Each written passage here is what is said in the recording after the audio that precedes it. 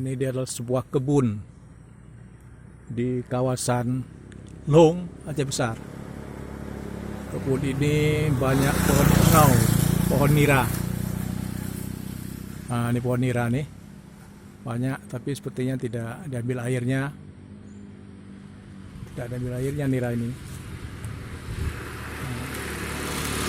Kebun ini. Biasanya di sini banyak kebun durian. Ini ada jenis pohon seperti pohon pinang. Tidak tahu pohon pinang atau bukan nih. Ada pohon pinang di sini. Banyak hasil juga, ini ada hasilnya, hasil alam juga banyak di sini. Ada papan macam-macam.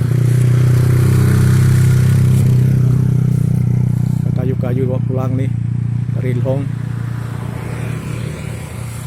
Nah, ini kayu-kayu hasilnya dari Gunung Long ini.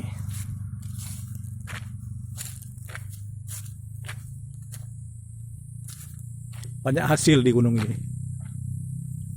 Ada temu banyak pohon nira. Hasil hutannya banyak. Ini entah pohon apa nih. Hasil hutannya banyak. Begitulah.